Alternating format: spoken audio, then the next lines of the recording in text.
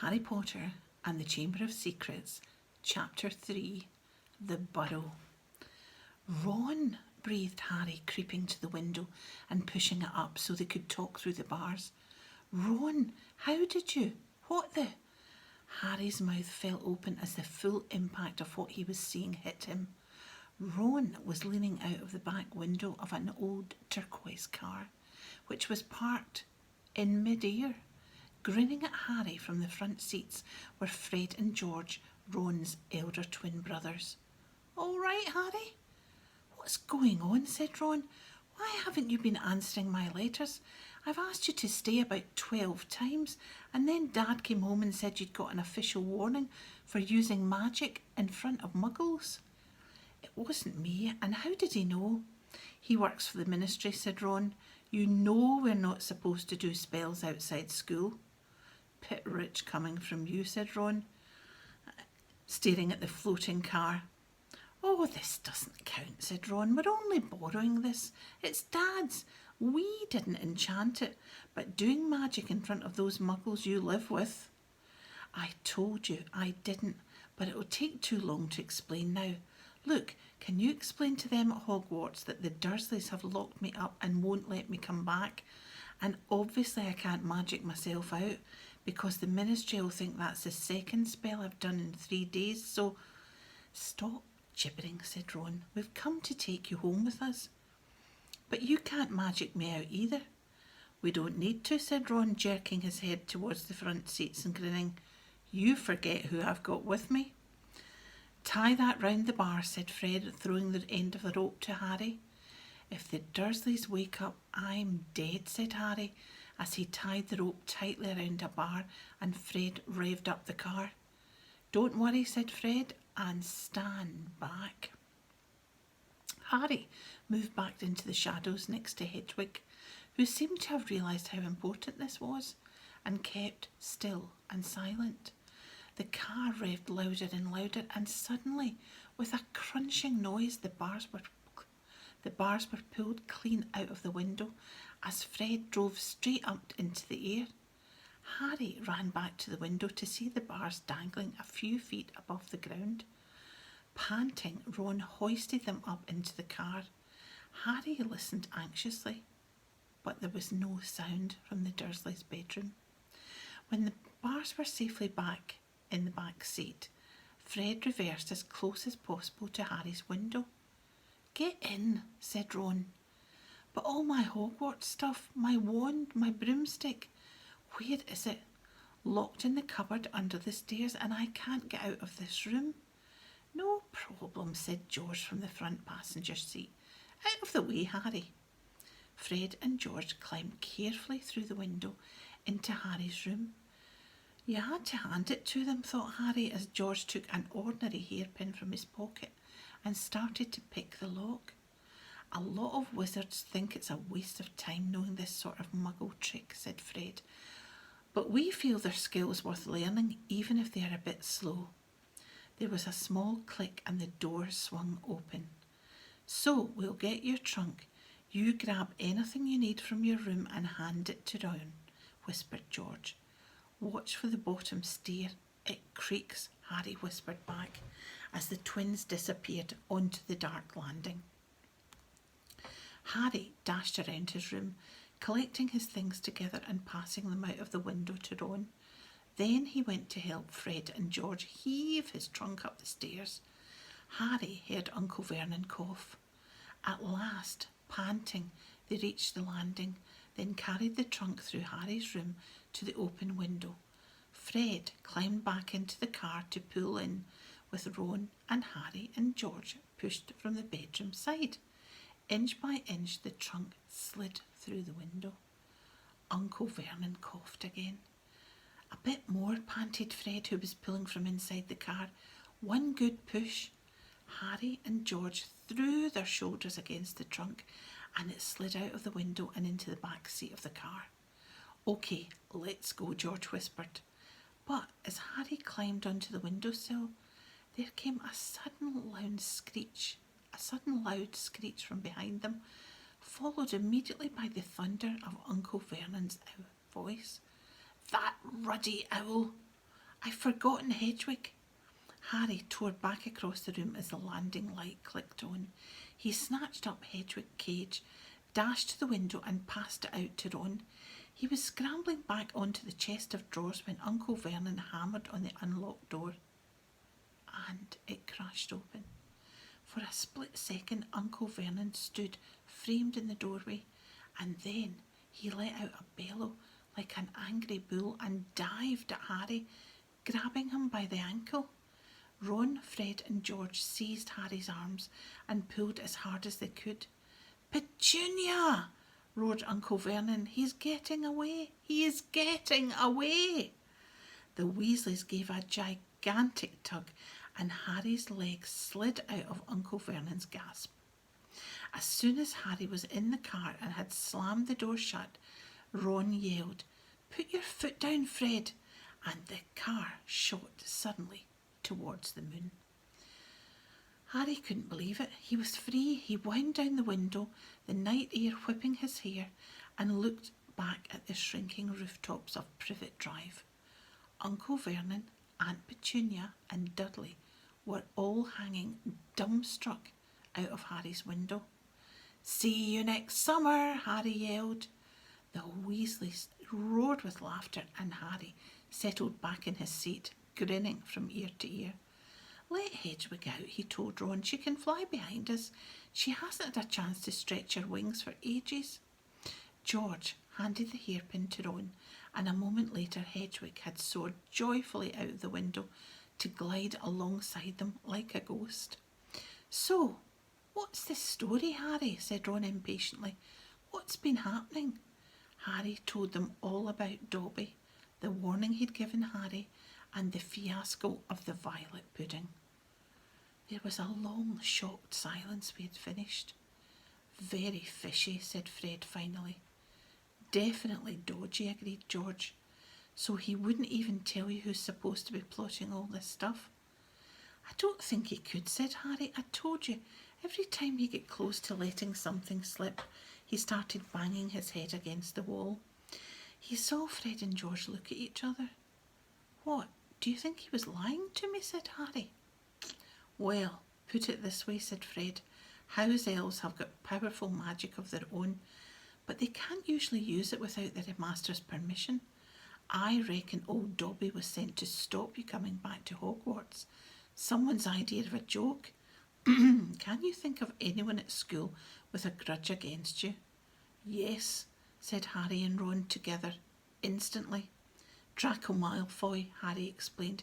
"He hates me." "Draco Malfoy?" said George, turning round. "Not Lucius Malfoy's son?" "Must be. It's not a very common name, is it?" said Harry. "Why?" "I've heard Dad talking about him," said George. "He was a big supporter of you-know-who." "And when you-know-who disappeared," said Fred, craning around to look at Harry, "Lucius Malfoy came back saying he'd never meant any of it. Load of dung. Dad reckons he was right in you-know-who's inner circle." Harry had heard those rumours about Malfoy's family before, and they didn't surprise him at all. Draco Malfoy made Dudley Dursley look like a kind, thoughtful and sensitive boy. "I don't know whether the Malfoys own a house elf," said Harry. "Well, whoever owns them will be an old wizarding family, and they'll be rich," said Fred. "Yeah, Mum's always wishing we had a house elf to do the ironing," said George. "But all we've got is a lousy old ghoul in the attic and gnomes all over the garden. House elves come with a big old manor and castles and places like that. You wouldn't catch one in our house." Harry was silent. Judging by the fact that Draco Malfoy usually had the best of everything, his family was rolling in wizard gold. He could just see Malfoy strutting around the large manor house, sending the family servant to stop Harry going back to Hogwarts. Also sounded like exactly the sort of thing Malfoy would do. Had Harry been stupid to take Dobby seriously? "I'm glad we came to get you anyway," said Ron. "I was getting really worried when you didn't answer any of my letters. I thought it was Errol's fault at first." "Who's Errol?" "Our owl. He is ancient. It wouldn't be the first time he'd collapsed in a delivery. So then I tried to borrow Hermes, who the owl mum and dad bought Percy when he was made a prefect, said Fred from the front. But Percy wouldn't lend him to me, said Ron. Said he needed him. Percy's been acting very oddly this summer, said George, frowning, and he has been sending a lot of letters and spending a load of time shut up in his room. I mean, there's only so many times you can polish a prefect badge. You're driving too far west, Fred, he added, pointing at a compass on the dashboard. Fred twiddled the steering wheel. So, does your dad know we've got the car, said Harry, guessing the answer. No, said Ron. He had to work tonight. Hopefully we'll be able to get it back in the garage without Mum noticing we flew it. What does your dad do at the Ministry of Magic anyway? He works in the most boring department, said Ron. The Misuse of Muggle Artefacts Office. The what? It's all to do with bewitching things that are Muggle made, you know. In the case they end up back in a Muggle shop or house, like last year, some old witch died and her tea set was sold to an antique shop. This Muggle woman bought it, took it home and tried to serve her friends tea in it. It was a nightmare. Dad was working overtime for weeks. What happened? The teapot went berserk and squirted boiling tea all over the place, and one man ended up in hospital with the sugar tongs clamped to his nose. Dad was going frantic. It's only him and an old warlock called Perkins in the office, and they had to do memory charms and all sorts to cover it up. But your dad, this car, Fred laughed. Yeah, Dad's mad about everything to do with Muggles. Our shed's full of Muggle stuff. He takes it apart, puts spells on it, and puts it back together again. If he raided our house, he'd have to put himself straight under arrest. It drives Mum mad. That's the main road, said George, peering down through the windscreen. We'll be there in 10 minutes. Just as well, it's getting light. A faint pinkish glow was visible all along the horizon to the east. Fred brought the car lower and Harry saw a dark patchwork of fields and clumps of trees. We're a little way outside the village, said George. Ottery St. Catchpole. Lower and lower went the flying car. The edge of a brilliant red sun was now gleaming through the trees. Touchdown, said Fred, as with a slight bump they hit the ground. They had landed next to a tumble-down garage in a small yard, and Harry looked out for the first time at Ron's house. It looked as though it had once been a large stone pigsty, but extra rooms had been added here and there until it was several stories high, and so crooked it looked as though it was held up by magic, which, Harry reminded himself, it probably was. 4 or 5 chimneys were perched on the top of the red roof. A lopsided sign stuck in the ground near the entrance read, "The Burrow." Round the front door lay a jumble of Wellington boots and a very rusty cauldron. Several fat brown chickens were pecking their way around the yard. It's not much, said Ron. It's brilliant, said Harry happily, thinking of Privet Drive. They got out of the car. Now we'll go upstairs really quietly, said Fred, and wait for Mum to call us for breakfast. Then, Ron, you come bounding down the stairs going, Mum, look who turned up in the night, and she'll be all pleased to see Harry, and no one ever need know we flew the car. Right, said Ron. Come on, Harry. I sleep at the... Ron had gone a nasty greenish colour, his eyes fixed on the house. The other 3 wheeled around. Mrs. Weasley was marching across the yard, scattering chickens, and for a short, plump, kind-faced woman, it was remarkable how much she looked like a saber-toothed tiger. Ah, said Fred. Oh dear, said George. Mrs. Weasley came to a halt in front of them, her hands on her hips, staring from one guilty face to the next. She was wearing a flowered apron with a wand sticking out of the pocket. So, she said. Morning, Mum, said George, in what he clearly thought was a jaunty, winning voice. Have you any idea how worried I've been? Said Mrs. Weasley in a deadly whisper. Sorry, Mum, but see, we had to. All three of Mrs. Weasley's sons were taller than she was, but they cowered as her rage broke over them. Bed's empty, no note, car gone, could have crashed, out of my mind with worry. Did you care? Never, as long as I've lived. You wait until your father gets home. We never had trouble like this from Bill or Charlie or Percy. Perfect Percy, muttered Fred. You could do with taking a leaf out of Percy's book, yelled Mrs. Weasley, prodding a finger in Fred's chest. You could have died. You could have been seen. You could have lost your father his job. It seemed to go on for hours. Mrs. Weasley had shouted herself hoarse before she turned on Harry, who backed away. I'm very pleased to see you, Harry dear, she said. Come in and have some breakfast.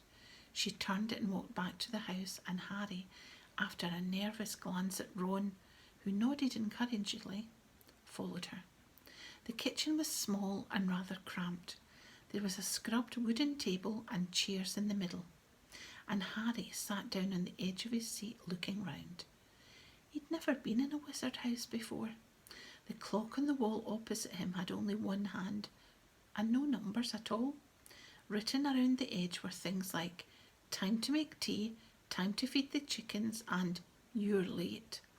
Books were stacked 3 deep on the mantelpiece, books with titles like Charm Your Own Cheese, Enchantment in Baking, and 1 Minute Feasts. It's magic. And unless Harry's ears were deceiving him, the old radio next to the sink had just announced that coming up was Witching Hour with the popular singing sorceress Celestina Warbeck. Mrs. Weasley was clattering around, cooking breakfast a little haphazardly, throwing dirty looks at her sons as she threw sausages into the frying pan. Every now and then she muttered things like, Don't know what you were thinking of, and never would have believed it.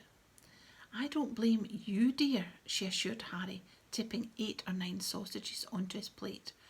Arthur and I have been worried about you too.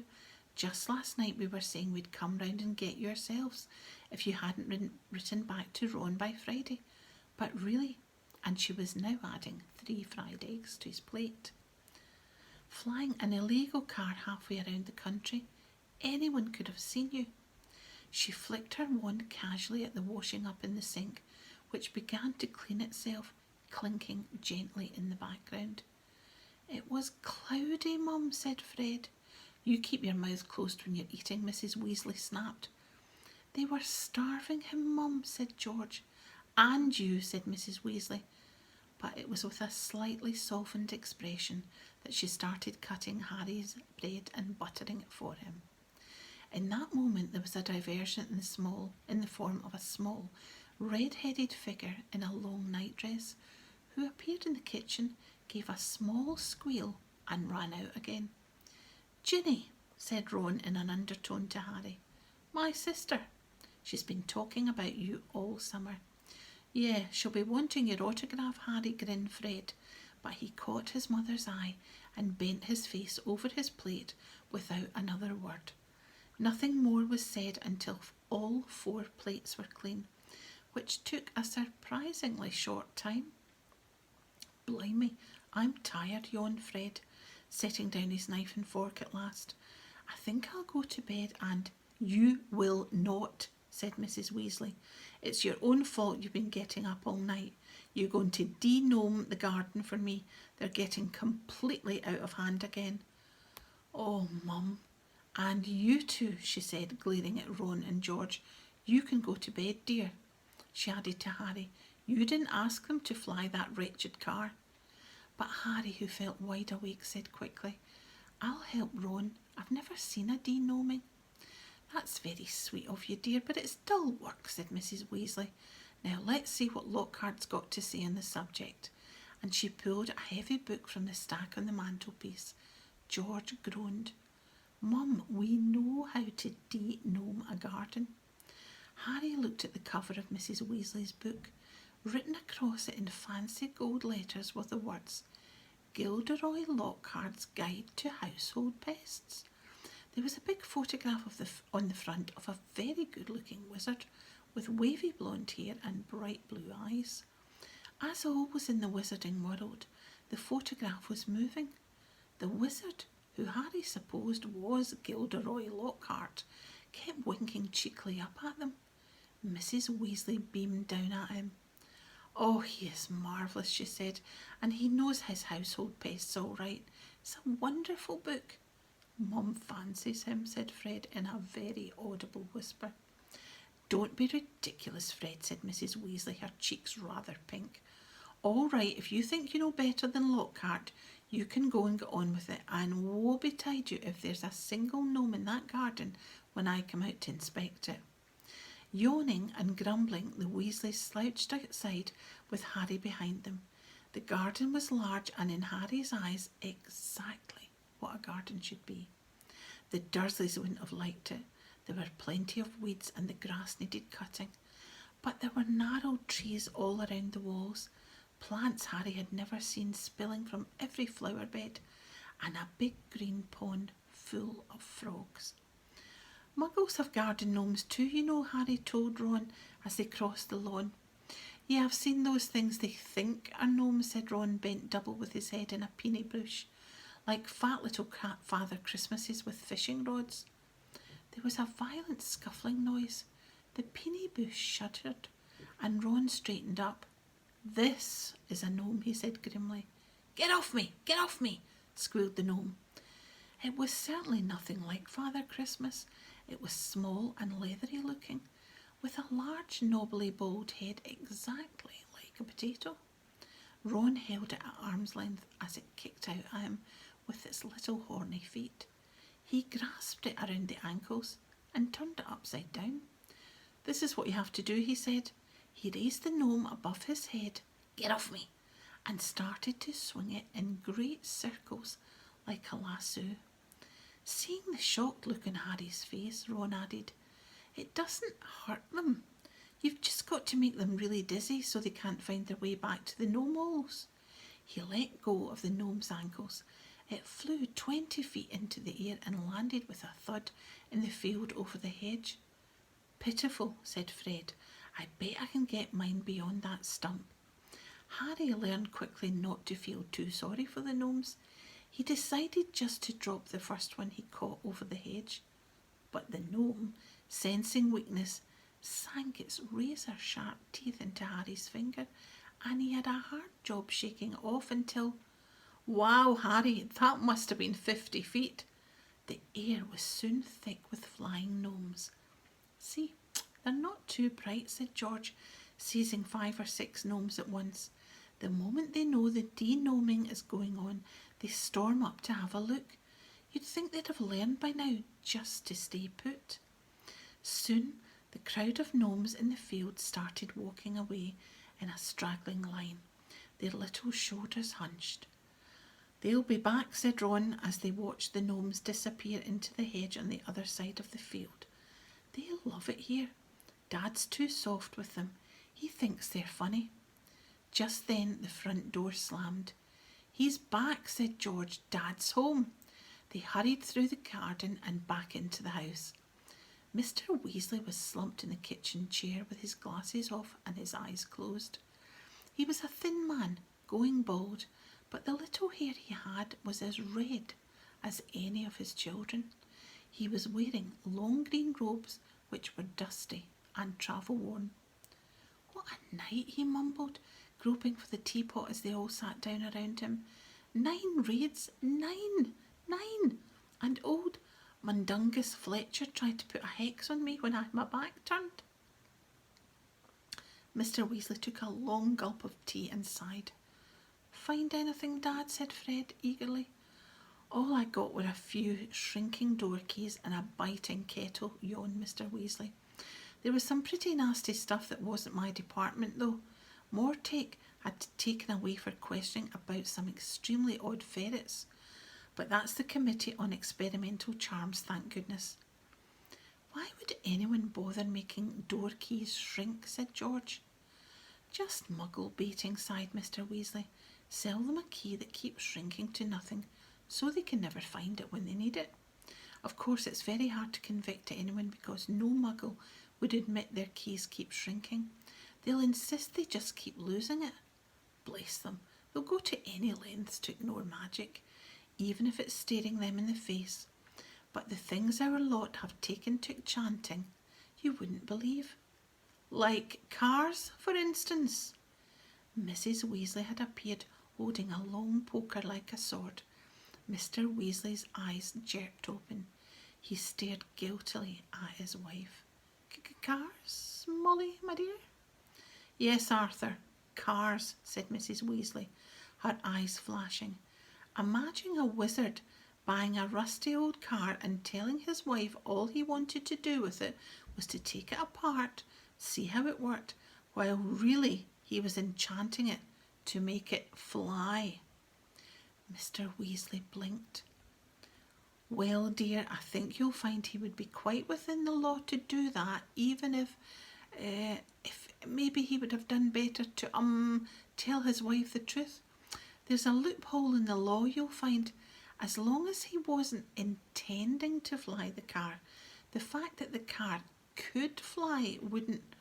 Arthur Weasley, you make sure there's a loophole when you wrote that law, shouted Mrs. Weasley, just so you could carry on tinkering with all that muggle rubbish you in your shed.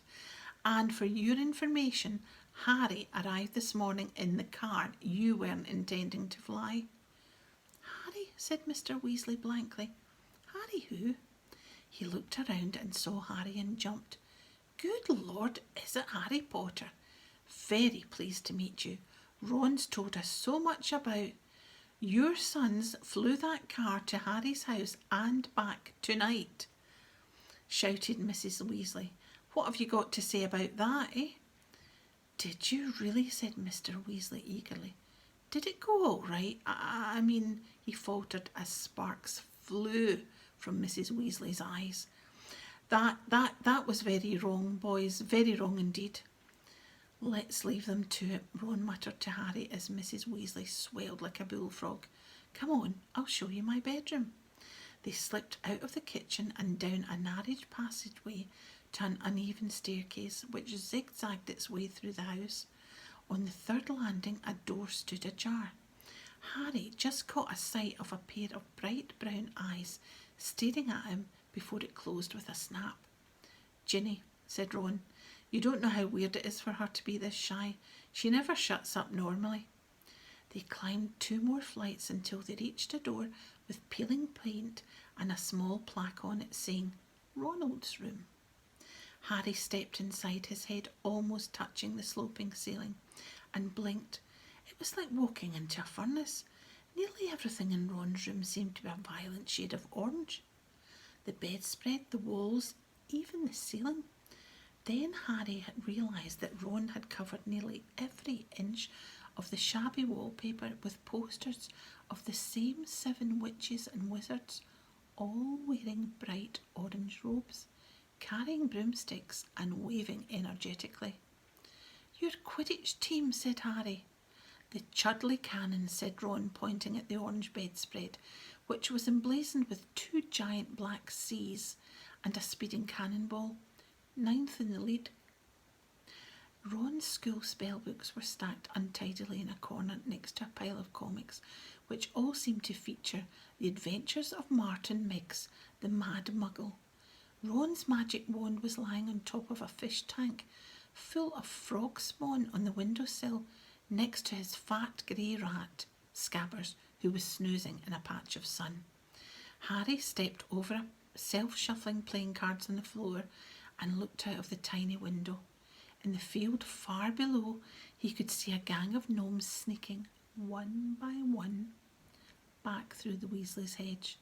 Then he turned to look at Ron, who was watching him almost nervously, as though waiting for his opinion. It's a bit small, said Ron quickly, not like that room you had with the muggles, and I'm right underneath the ghoul in the attic. He's always banging on the pipes and groaning. But Harry, grinning wildly, said, This is the best house I've ever been in. Ron's ears went pink.